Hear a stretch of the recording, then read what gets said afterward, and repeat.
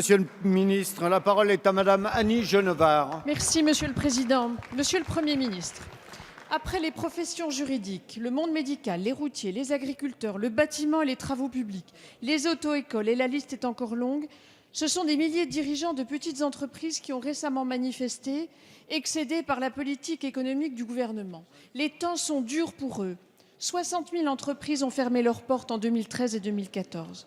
Ce vent de fronde gagne le commerce de proximité. Les commerçants des centres-villes sont les premiers concernés par la réforme des valeurs locatives dont vous avez annoncé in extremis hier le report.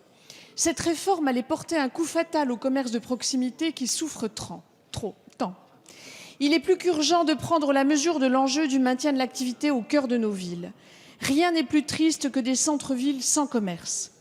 N'avez-vous pas conscience des risques qui pèsent sur ce secteur, fragilisé par la baisse du pouvoir d'achat des Français, par le climat d'insécurité sociale qui paralyse la consommation, par le découragement de ces commerçants et artisans face à une conjoncture morose, par les dysfonctionnements du RSI ou par la folle inflation normative?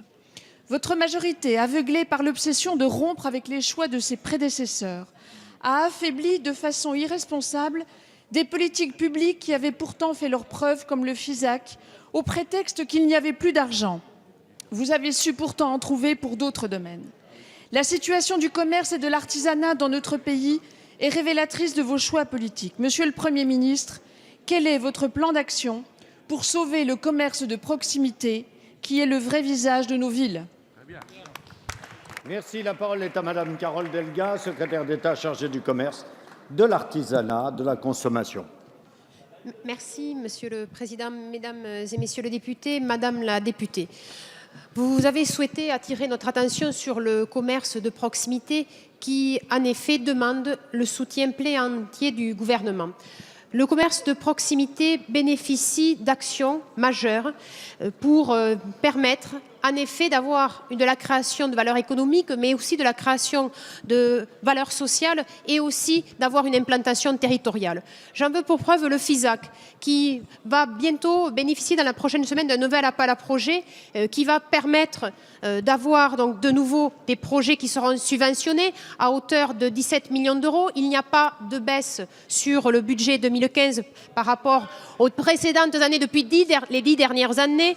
Vous rappelez également que nous avons mis en place, dans le cadre de la loi artisanat, commerce et TPE portée par Sylvia Pinel, les contrats de revitalisation commerciale et artisanaux qui vont pouvoir s'appliquer de suite. Vous rappelez que pour les TPE, nous avons mis un allègement de charges depuis le 1er janvier, avec pour les indépendants une baisse de 60% des cotisations famille, également une baisse de la cotisation minimale maladie de 900 € par an, mais aussi le crédit d'impôt compétitivité emploi qui bénéficie pour les entreprises, la suppression de la C3S. Et enfin, je voudrais vous rappeler que sur la révision des bases locatives des locaux professionnels, nous avons en effet souhaité reporter parce que nous sommes attentifs à ce que les commerces de proximité ne soient pas pénalisés. Mais enfin, ces commerces de proximité que vous connaissez bien, Madame la députée, et que je connais bien également, n'est-ce pas la loi de modernisation de l'économie qui les a fragilisés? N'est-ce pas cela la difficulté? Qui c'est qui a décidé de faire un plan d'action pour la ruralité et les centres-bourgs? C'est nous qui l'avons fait, c'est le Premier ministre qui l'a présenté. Alors je vous prie de reconnaître le travail qui est fait et les commerçants et les artisans sont tous tenus comme toute l'économie de proximité sur tous les territoires.